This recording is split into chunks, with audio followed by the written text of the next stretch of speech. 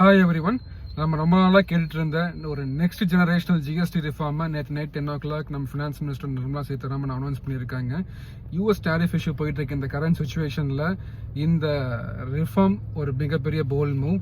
இந்த GST reform நம்ம hard working Indian citizens கையில் போய் சேர்றதை நம்ம கண்கூடாக பார்க்க தான் போகிறோம்.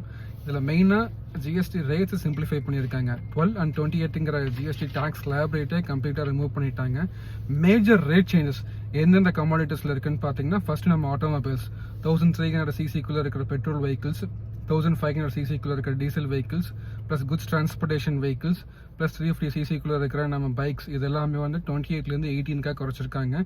ப்ளஸ் நம்ம daily essentials, soap, shampoo, oil, இந்த மாதிரி டெய்லி எசென்சியல் ப்ராடக்ட்ஸை வந்து ஜிஎஸ்டி ரேட்ஸை குறைச்சிருக்காங்க. ப்ளஸ் ஹெல்த் செக்டரில் பார்த்துக்கிட்டோம்னா, நம்ம ஹெல்த் இன்சூரன்ஸ்லாம் ஃபஸ்ட்டு 18% கட்டிகிட்டு இருந்தோம். இனி அதை கம்ப்ளீட்டாக எக்ஸாம் பண்ணியிருக்காங்க. நம்மளோட எலக்ட்ரானிக் எக்யூப்மெண்ட்ஸ் இதெல்லாம் பார்த்துட்டோம்னா AC, dish washing machine, TV, இதோட ஜிஎஸ்டி ரேட்ஸில் 28லேருந்து 18 குறைச்சிருக்காங்க. மெயினாக நம்ம டெக்ஸ்டைல்ஸில் என்னென்ன சேஞ்சஸ்ன்னு பார்த்தோம்னா, ஸ்விங் நூடுல்ஸ், மேன்மேட் யான்ஸ், அதாவது 18% 12% கட்டிகிட்டு இருந்தோம். இனி வந்து அதை 5% குறைச்சிருக்காங்க. ப்ளஸ் வந்து நம்மளோட ஜிஎஸ்டி ரெஜிஸ்ட்ரேஷன் ப்ராசஸில் ரொம்ப சிம்பிளிஃபை பண்ணியிருக்காங்க.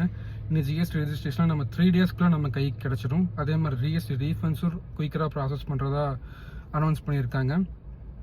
இந்த சேஞ்சஸ்லாம் வச்சு பார்க்கும்போது இதோட ஜிஎஸ்டி ஹிஸ்ட்ரியில் அது ஒரு மிகப்பெரிய பிக்கஸ்ட் சேஞ்சாக நான் பார்க்குறேன். கவர்மெண்ட் நம்மளை நோக்கி ஒரு ஸ்டெப் எடுத்து வச்சிருச்சு. இனி நம்மளோட நேரம். இது நம்ம பிஸ்னஸ் மேன்ஸ் வந்து நம்மளோட பிஸ்னஸை இன்னும் பூஸ்ட் பண்ணுறதுக்கு நாம் ஒரு 2 ஸ்டெப் முன்னாடி எடுத்து வைக்கணும். அதை கண்டிப்பாக நாம் எல்லோரும் சேர்ந்து பண்ணுவோம். தேங்க்யூ.